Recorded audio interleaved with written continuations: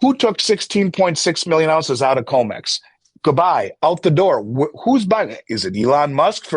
Don't know. But that also goes on to say that they moved 169 million ounces out of the eligible category into a non-deliverable vault. I'd never really thought about this because that's just the same thing as leaving. Well, in essence, the metal still exists on paper, but it's legally removed from the delivery system, and it would need to be re-registered, meaning reassayed, in order to get into the COMEX settlement system. It cannot be delivered. So basically what you're seeing is not defensive posturing, it's intentional removal of metal from the delivery pool. And if it's true, I have no reason to believe it's not, it marks a massive shift from suppressing silver with paper to accumulating metal. The gold and silver markets are entering a phase where surface-level price action no longer tells the real story. Beneath the daily fluctuations, deeper structural forces are at work, reshaping how physical metal is sourced, controlled, and ultimately valued. For investors who understand that commodities move not just on charts, but on access, custody, and geopolitical pressure, silver is becoming increasingly difficult to ignore. The disconnect between paper pricing and physical availability is widening, and the consequences of that gap are now showing up in places that matter. In recent months, activity from major bullion banks and financial institutions has raised serious questions about long-standing market behavior. Entities that historically benefited from suppressing precious metals prices now appear to be repositioning, not away from silver, but toward it. Large withdrawals from exchange inventories, unusual vault movements, and quiet accumulation point to a strategic shift that goes far beyond short-term trading. When institutions with deep insight into market plumbing change course, it is rarely accidental. Much of this evolving picture has been clearly articulated by Andy Schectman, a longtime precious metals expert who has been closely tracking developments inside the futures exchanges and bullion vaults. Andy highlights how massive quantities of silver are being removed from deliverable systems, effectively reducing what can actually be used to settle contracts. These are not symbolic moves. They represent deliberate decisions by large players to prioritize control of physical metal over exposure to paper claims, at a time when demand pressures are rising globally. What makes this moment especially important for silver investors is the scale involved. The figures Andy references are not marginal adjustments, but tens and even hundreds of millions of ounces being shifted, reclassified, or pulled entirely from circulation. At the same time, institutions like J.P. Morgan and other custodians of major silver ETFs appear to be aligning their balance sheets with a future where physical ownership matters more than synthetic exposure. For everyday investors, this raises a simple but powerful question. Why now? As the discussion unfolds, Andy also addresses growing concerns around silver confiscation, misinformation spreading online, and the true targets of government oversight when silver is labeled a critical mineral. These are areas where fear has been deliberately amplified, often without context. Stick with us, because the next section breaks down what actually matters, what doesn't, and why physical silver remains central to this story. If you find this kind of grounded analysis valuable, make sure to like the video, subscribe to the channel, and stay engaged as we dig deeper. We appreciate the support and hope you enjoy the video. There's a video that's going around, and it's of an Asian man, and it looks very real, but I believe it to be totally AI. And there are reasons, if you watch it closely, you'll understand what I mean by it.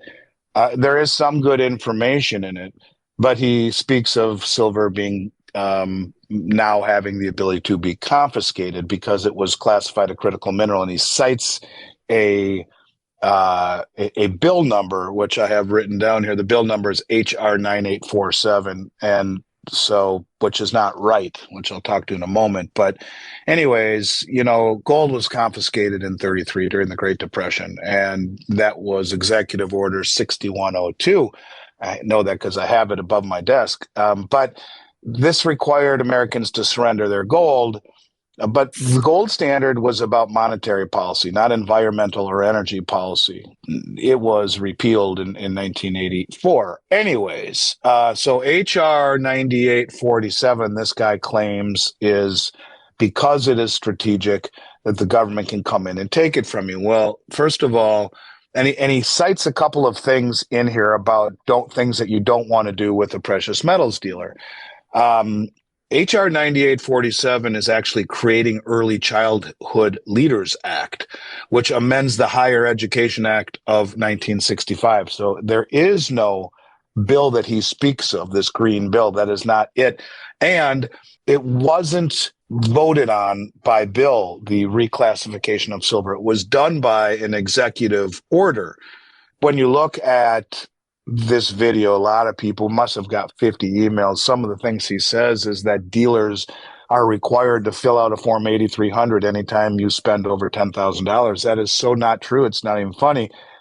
Form 8300 is if you have cash and you go into any retail establishment in the United States, go to Nordstrom's, try to buy your family $11,000 worth of clothes. They will come out, the manager will come out and give you a Form 8300.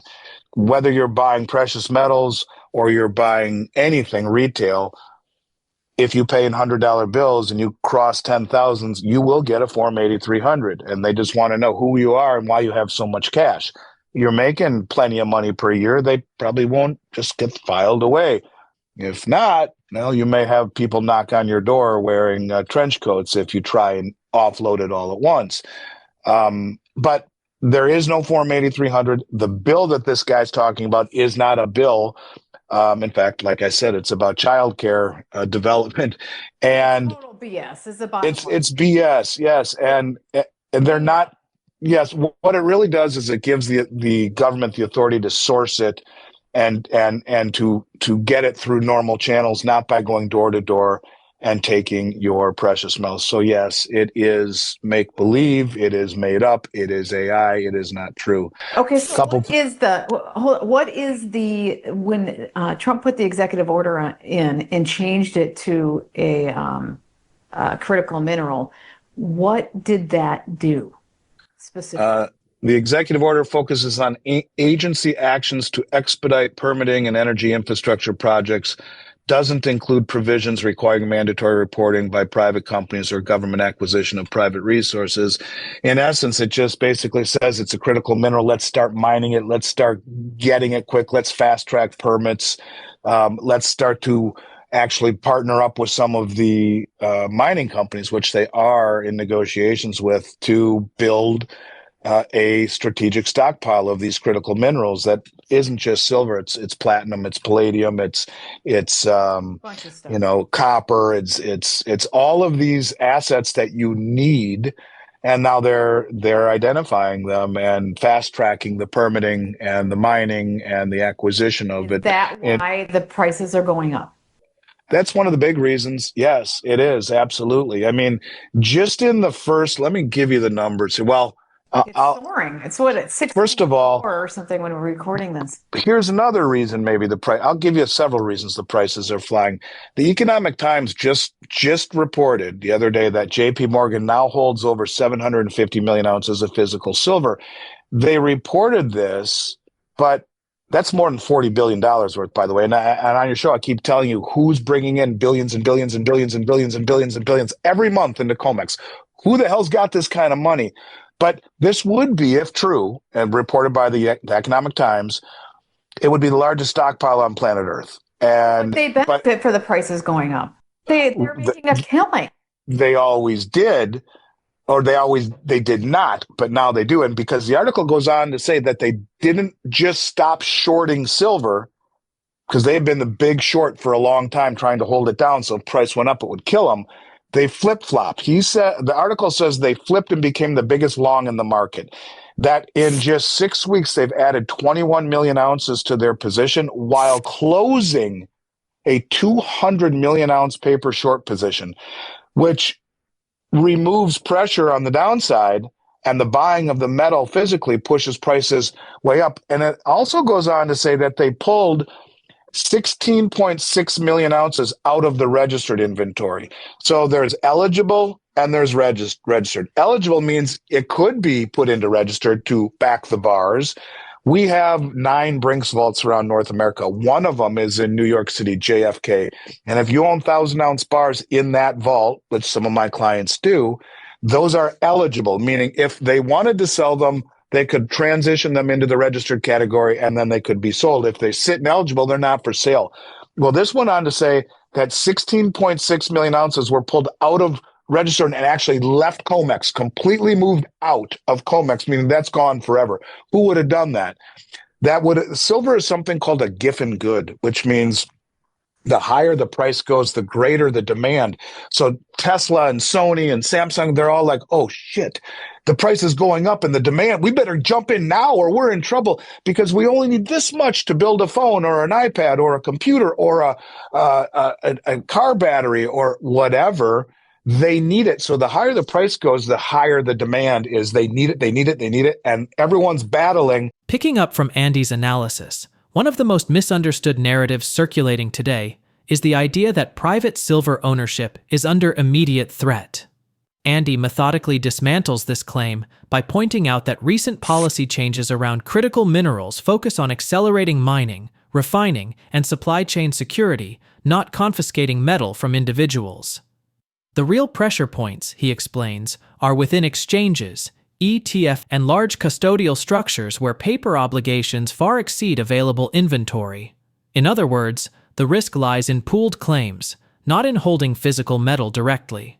This context becomes even more compelling when paired with Andy's observations on institutional behavior. JP Morgan's reported physical silver holdings, combined with its shift from being a major short seller to a dominant long participant, suggest a fundamental change in strategy. Rather than fighting rising prices, these institutions now benefit from them.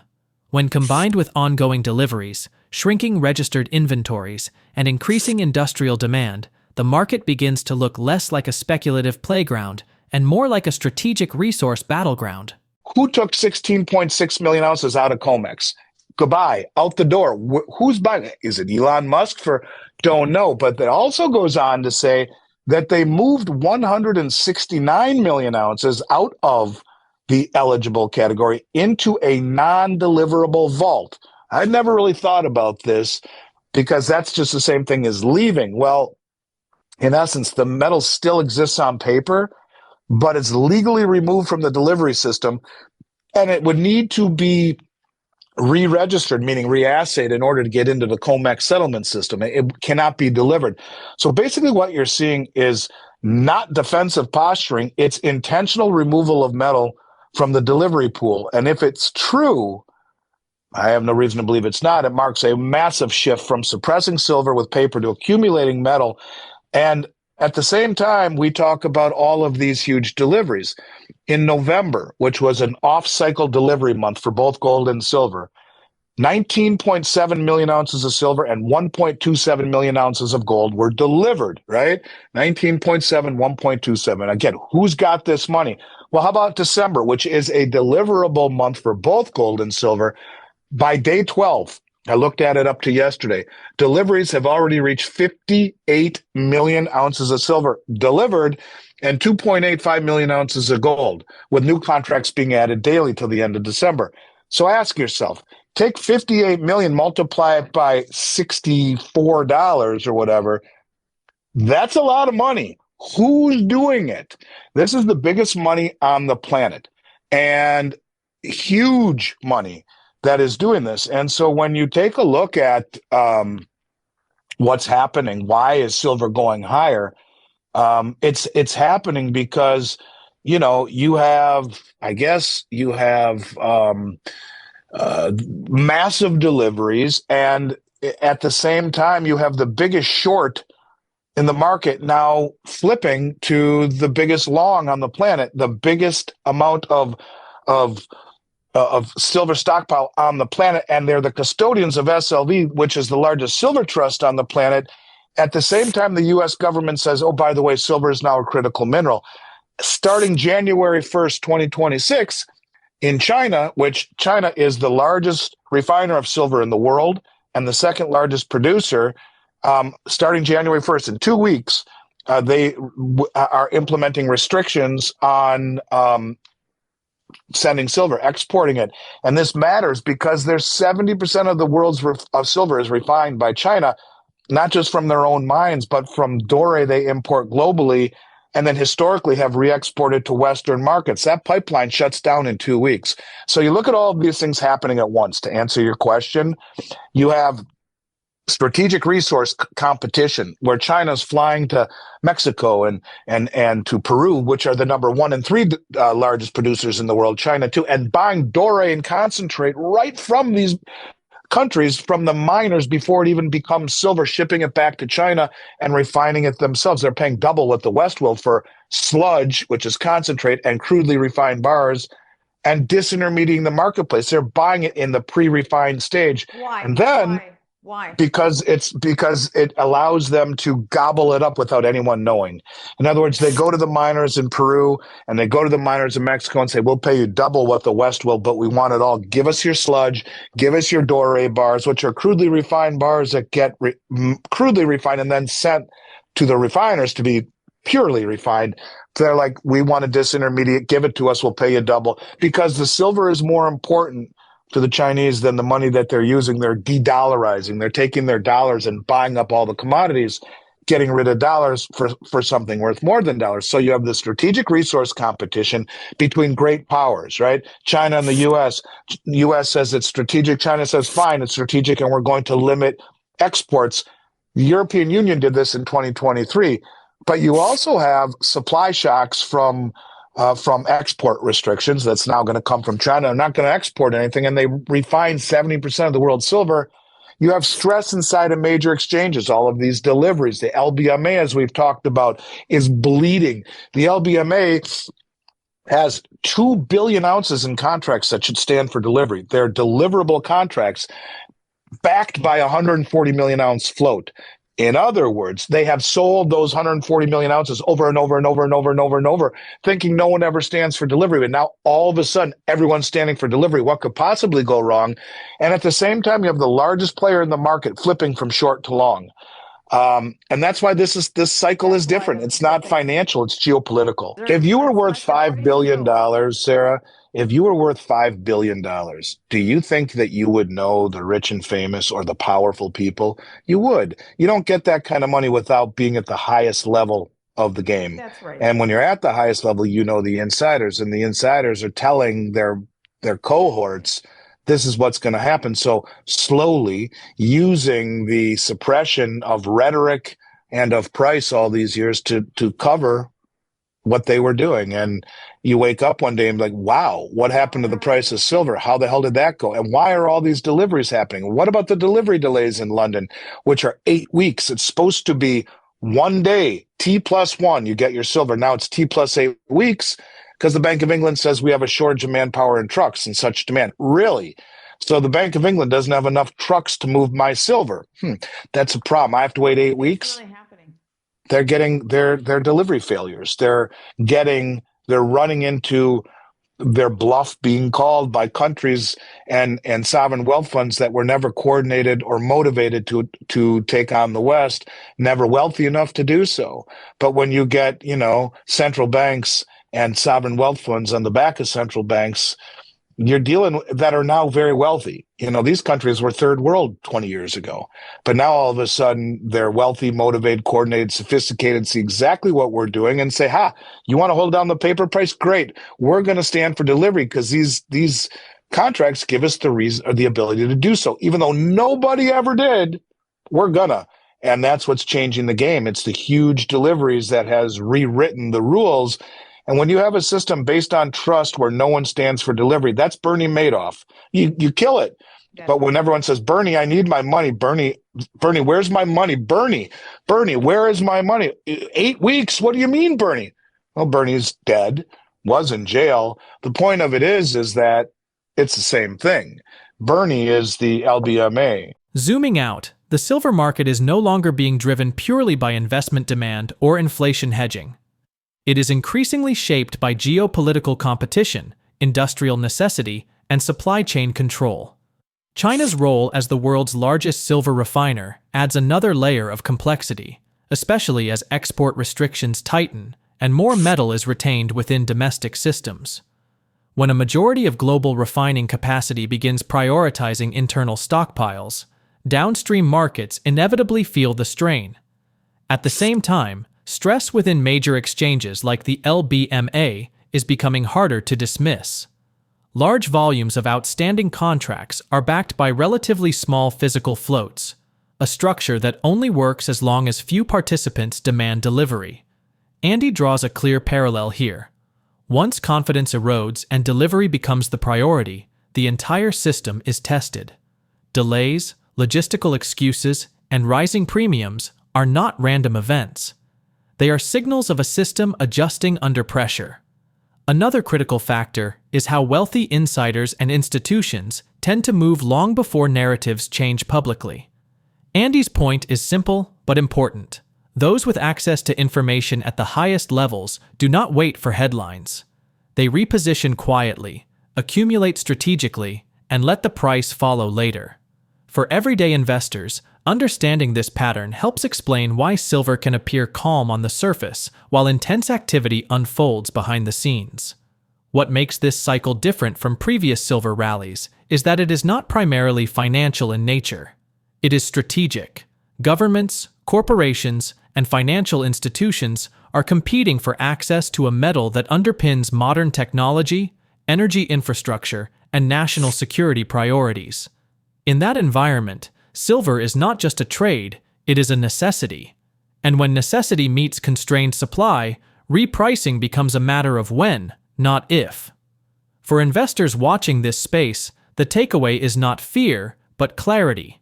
Physical silver, held outside leveraged systems, continues to stand apart from the risks embedded in paper markets. While no asset is without volatility, the underlying dynamics Andy outlines suggest that silver's role in the global economy is expanding, not shrinking. That reality alone makes this market worth close attention. If you found this analysis useful, please like the video, share it with others who follow the precious metals space, and subscribe for more in-depth discussions like this. Thank you for watching, and we'll see you in the next one.